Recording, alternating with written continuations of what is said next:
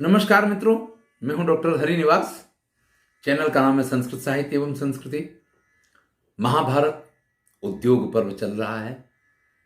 उद्योग प्रारंभ हो गए हैं। द्रुपद ने सभी जगह समाचार भेज दिए। बहुत सारे राजाओं ने आना प्रारंभ कर दिया है। लेकिन जैसा कि महाराज द्रुपद ने कहा था कि ये प्रयत्न दुर्योधन ने तो इससे पहले ही शुरू कर दिए थे।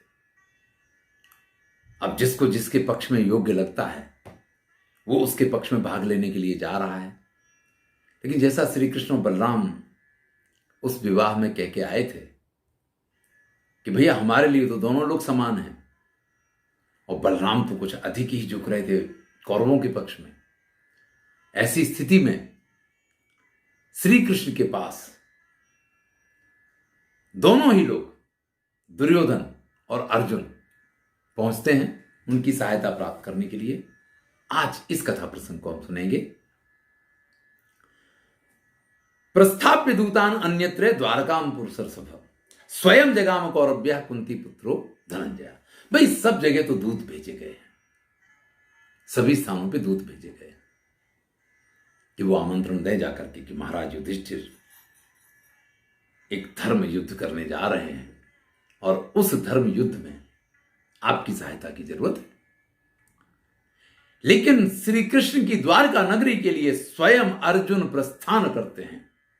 स्वयं जगाम कौरव्या कुंती पुत्रो धनंजय। कुंती पुत्र धनंजय अर्जुन स्वयं प्रस्थान करते हैं। देखिए, दो बातें हैं। अर्जुन जो है सुभद्रा के पति, यानी कृष्ण के बहनोई तो हैं ही हैं, कृष्ण के परम मित्र हैं। ना पार्थे ने बिना सौरी, ये हम पहले सभा पर्व में देख चुके हैं। तो स्वयं अर्जुन श्री कृष्ण के यहां जाने के लिए प्रस्थान करते हैं।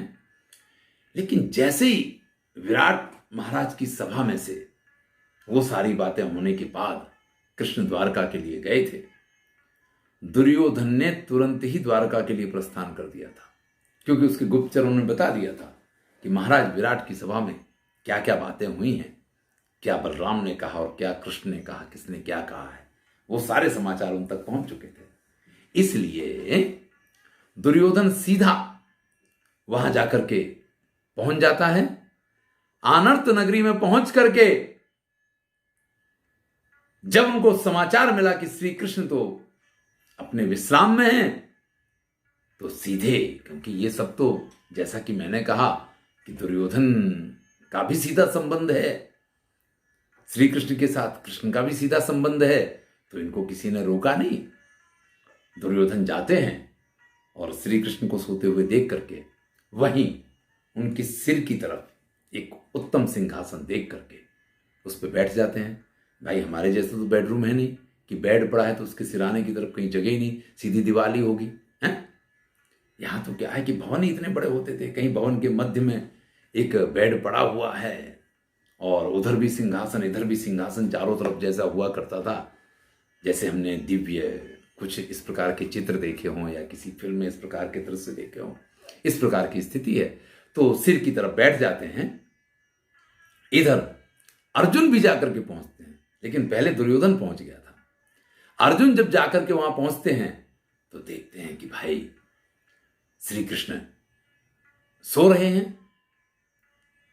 पश्चात चैव कृष्णस्य प्रभुवो तिष्ठत कृतांजलि।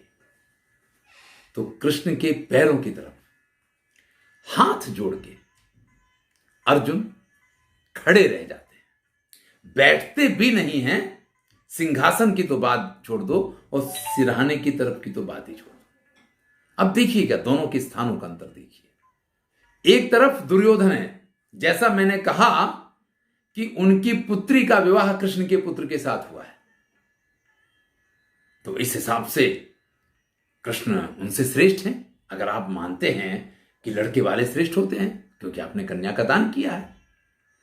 लेकिन दूसरी तरफ अर्जुन वो हैं जिनको कृष्ण ने अपनी बहन का कन्यादान किया है, तो उस पद के हिसाब से अर्जुन का पद कृष्ण से श्रेष्ठ बनता है।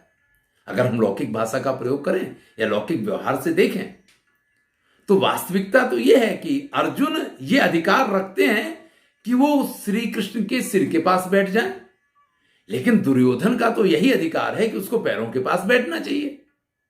मैं यहां किसी नारीवादी या पुरुषवादी सिद्धांत की बात नहीं कर रहा हूं, मैं लोक में जो एक समाज में प्रचलित परंपरा है उसकी बात कर रहा हूं। लेकिन दुर्योधन को ऐसा नहीं लगता है। और फिर सबसे बड़ी बात यह है कि यहां आप कुछ मांगने के लिए आए हैं, सहायता मांगने के लिए अगर आप आए हैं तो आपको क्या व्यवहार करना चाहिए, यह कथा आपको अच्छी तरीके से उस चीज की शिक्षा देगी। ऐसे में श्री कृष्ण प्रतिबुद्धा सवाष्णेयो ददर्शाग्रे किरीटिनम, जैसे श्री कृष्ण सो के उठते हैं, उनकी आंख खुलती है तो उनको सामने अर्जुन दिखाई देते हैं। वो तुरंत उनका स्वागत करते हैं कि आइए आइए आइए, अरे आप पधारे। पीछे से दुर्योधन कहता है मैं भी आया हूं। श्री कृष्ण कहते कि भाई आपका भी स्वागत है। श्री कृष्ण दोनों का स्वागत करते हैं, दोनों के मंगल समाचार पूछते हैं, और फिर स्वाभाविक है कि आने का कारण तो पूछा जाएगा। भले आपको गले तक पता है कि किस लिए आए हैं, फिर भी पूछना तो पड़ता है। तो कहते हैं विग्रहेस्मिन भवान सहायम मम दातुम इहार रसी समम ही भवतः सख्यम मम चैव अर्जुने पिचा। दुर्योधन कहता है कि भाई इस विग्रह में हमारे बीच युद्ध होने जा रहा है, आपके लिए हम और अर्जुन दोनों एक जैसे हैं, इसलिए आपको हमारी दोनों की सहायता करनी पड़ेगी। तब कृष्ण कहते हैं भवान अभिगतः पूर्वम अत्र में नास्ति संशय, आप पहले आए हैं यह आप कह रहे हैं, मुझे इसमें कोई संशय नहीं है। लेकिन जब मैं सो के उठा हूं तो मैंने पहले धनंजय को देखा है, इसलिए पहला अधिकार धनंजय का बनता है। यानी पहला अधिकार अर्जुन का बनता है कि वो जो चाहे मांग सकते हैं। और वैसे भी प्रवारणम तु बालानाम पूर्वम कार्यमिति श्रुति।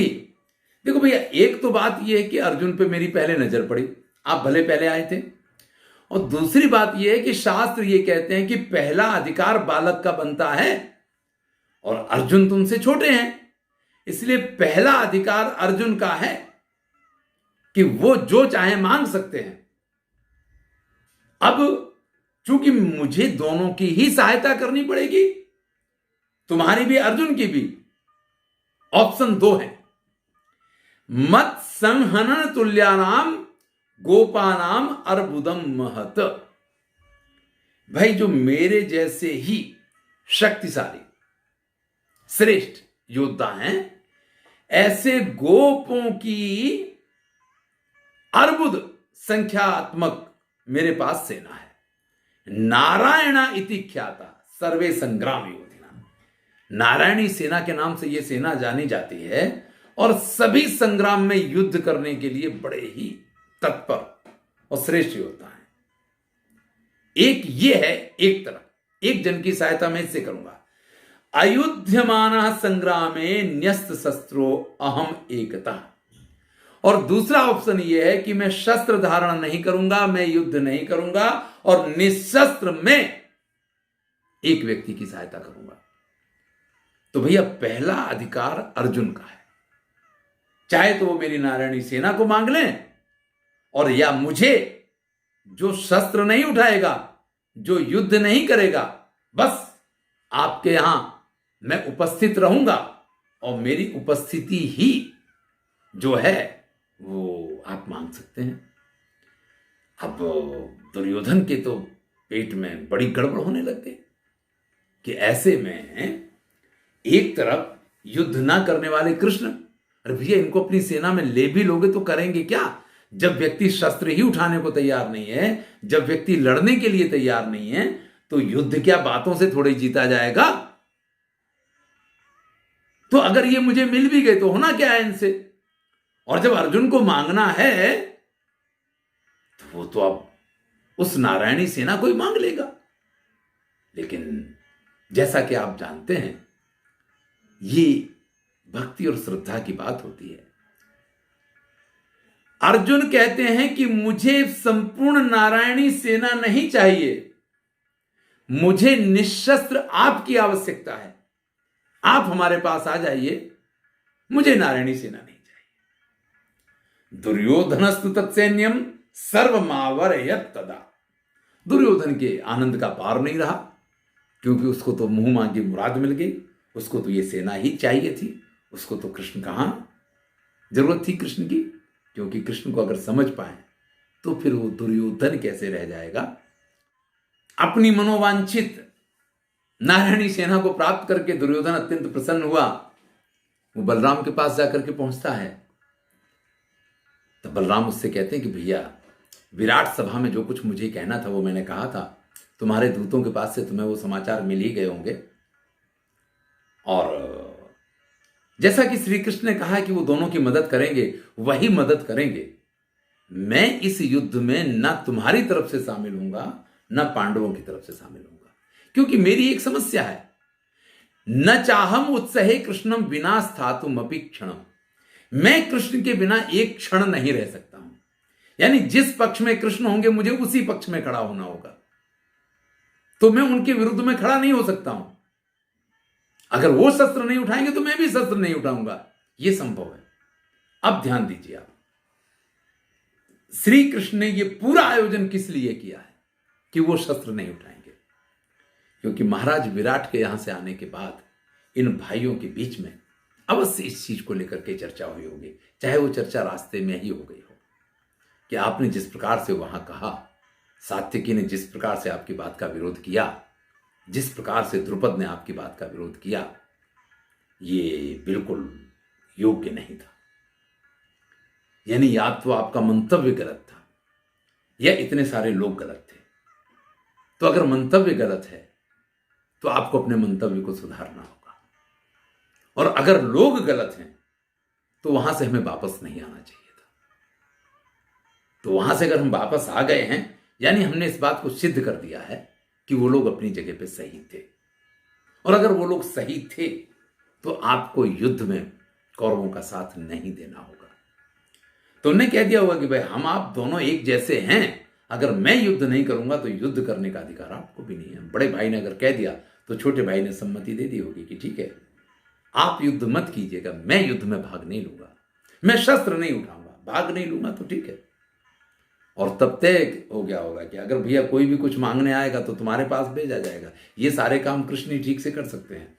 और जब दुर्योधन पहुंचा है तो उसको भी कृष्ण के यहां भेज दिया गया। बड़े बड़े भाई बलराम हैं, अर्जुन तो गए कृष्ण के पास थे, और इस प्रकार से ये दोनों की सहायता कर दी।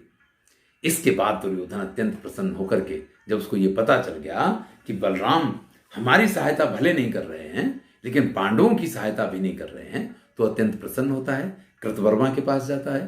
कृतवर्मा के पास जो है सेनाम अक्षौहिणीम तथा, एक अक्षौहिणी सेना है, और वो अपनी एक अक्षौहिणी सेना देता है दुर्योधन को, और उसके साथ कृतवर्मा भी उनके साथ युद्ध में शामिल होने का वचन देते हैं। इधर दुर्योधन के जाने के बाद श्री कृष्ण अर्जुन से पूछते हैं, अयुध्यमाना काम बुद्धिम आस्था या हम व्रतस्त्वया। तुम बिल्कुल मूर्ख हो क्या भैया? जब मैंने कह दिया कि मैं शस्त्र नहीं उठाऊंगा, और तुम्हारे पास अवसर था कि तुम मेरी नारायणी सेना का वर्ण कर सकते थे, फिर भी तुमने मेरा वर्ण किस लिए किया? तुमने मुझे अपने पक्ष में क्यों बुलाया? ये कृष्ण है। तो अर्जुन कहता है, भवान समर्थस्तान सर्वान निहंतुम नात्र संशय। मुझे मालूम है कि आप उन सब का संहार करने में सक्षम हैं, लेकिन आपकी कृपा से निहंतुम अहम अपि एका समर्था पुरुष सब, उन सब का संहार करने के लिए मैं भी अकेला पर्याप्त। तो भैया सेना की जरूरत तो उसको है जिसको अपनी शक्ति का भरोसा ना हो, जिसको अपनी काबिलियत पे भरोसा ना हो। मुझे सेना की जरूरत ही नहीं थी, तो भैया जरूरत काहे की थी? यहां आए काहे के लिए थे? अब यहां पे जो जवाब है वो बड़ा श्रेष्ठ है। भवान सुकीर्तिमान लोके तद यशस्वाम गमिष्यति। कृष्ण से अर्जुन कह रहे हैं कि इस संसार में जो यश और कीर्ति है उसने आपका वर्ण किया हुआ है। आप जहां जाएंगे यश और कीर्ति वहीं जाएगी।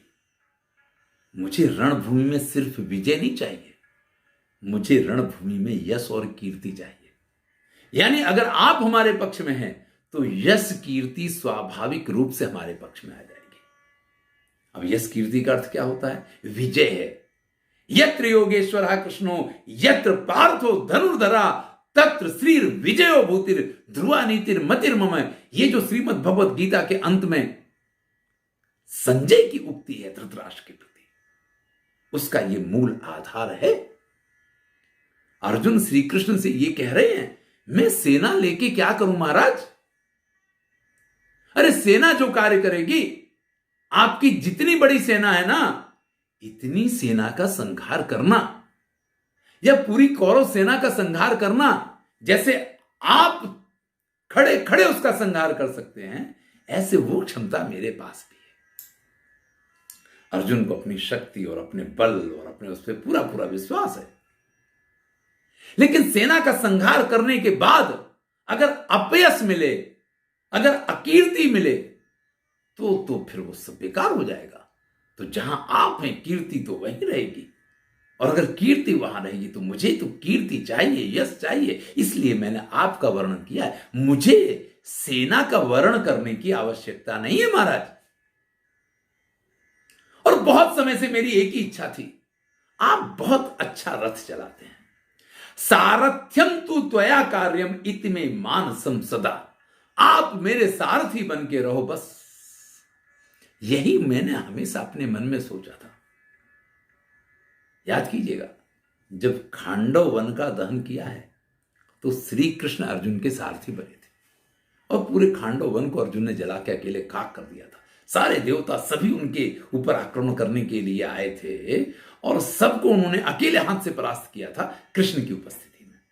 तो कृष्ण सहायक हो तो फिर देवता भी अगर हमारे सामने नहीं टिक पाए, और तब तो कृष्ण अर्जुन मात्र एक योद्धा थे, अब तो परम योद्धा हो गए हैं। पाशुपतास्त्र से लेकर के जितने दिव्यास्त्र हैं, और जो उन्होंने 5 वर्ष तक स्वर्ग में रह करके चित्ररथ गंधर्व के पास से, इंद्र आदि के पास से, सभी देवताओं के पास से जो शिक्षा प्राप्त की है, वो तो इसके बाद प्राप्त की है। तो भैया अब ऐसे व्यक्ति को सेना की जरूरत नहीं है। मुझे एक उत्तम सारथी चाहिए, और आपसे उत्तम सारथी संसार में कोई नहीं हो सकता। चिर रात्रेप सीतम कामम तद भवान कर तुम रसी। हमेशा से ये मेरी इच्छा थी कि आप मेरे सारथी बने। हमें भाई देखिए, पूरे जीवन का आधार सारथी के ऊपर होता है। आप कार में बैठ के, आपका ड्राइवर आपकी गाड़ी लेके जा रहा है? अगर ड्राइवर होशियार है तो आप सलामत पहुंचेंगे, और ड्राइवर में अगर गड़बड़ी है तो पता चला कि वो आपको कहीं ना कहीं खत्म करवा देगा, समाप्त हो जाएंगे, आपका जीवन ही समाप्त हो जाएगा। तो जीवन अगर आपका बहुमूल्य है, तो वो बहुमूल्य जीवन आप किसी ऐसे वैसे व्यक्ति के हाथ में कैसे सौंप सकते हैं? इसलिए महाराज मुझे सारथी चाहिए, और आप मेरे सारथी बने। ये मेरी चिरकाल की अभिलाषा थी, अब वो अभिलाषा आप मेरी पूर्ण कीजिए, यही मुझे चाहिए। तब श्री कृष्ण कहते हैं, उपपन्न मिदम पार्थ तत् स्पर्धसि मया सह। ये जो तुम चाहते हो ना, ये तुम्हारे लिए बिल्कुल योग्य है। मैं वचन देता हूं, सारथ्यम ते करिष्यामि कामा संपद्यताम तव। मैं तुम्हारा सारथी बनूंगा और तुम्हारी सारी इच्छाएं पूर्ण हो, इसके लिए प्रत्येक प्रयत्न मैं करूंगा। अब कृष्ण जैसा व्यक्ति अगर किसी से ये कह दे कि तुम्हारे कार्यों की सिद्धि होगी और मैं उसके लिए प्रयत्न करूंगा, तो फिर उस व्यक्ति की कार्य सिद्धि तो निश्चित है। इस प्रकार से दुर्योधन सेना लेकर के प्रसन्न है, और अर्जुन श्री कृष्ण को प्राप्त करके प्रसन्न है। दोनों को अपनी अपनी मन मांगी चीज मिल गई है। यही होता है श्रेष्ठ व्यक्ति का कार्य, कि वो जानता है कि किसको क्या चाहिए, और उसको वो किस प्रकार से प्राप्त हो इसका भी, लेकिन साथ साथ में उसका परीक्षण भी कर लेना। ये जो श्री कृष्ण की कला है, ये उद्योग पर्व में से बहुत बड़ी शिक्षा आपको देता है कि जीवन में आप कभी भी किसी एक पक्ष के साथ जाएंगे ना, तो नाम आपके साथ नहीं रहेगा, कीर्ति आपको साथ नहीं देगी। आपको यशस्वी होना है तो आपको धर्म का आचरण करना पड़ेगा, और वो श्री कृष्ण ने यहां किया है। लेकिन अर्जुन जैसा भी भक्त नहीं जो ये कहता है कि नहीं मुझे तो आप चाहिए, मुझे सेना नहीं चाहिए, और दुर्योधन जैसा बेवकूफ नहीं जो कहता है कि मुझे सेना मिल गई, धन्य हो गया मैं। आप अगर कुछ शस्त्र ही नहीं उठा रहे हैं तो आपका क्या करूंगा। चलिए आगे की कथा अगले वीडियो में सुनेंगे। मैं हूं डॉक्टर हरिनिवास। चैनल का नाम है संस्कृत साहित्य एवं संस्कृति। महाभारत की श्रेष्ठ कथाएं चल रही हैं, आनंद लीजिए। अच्छा लगे तो मित्रों के साथ शेयर कीजिए।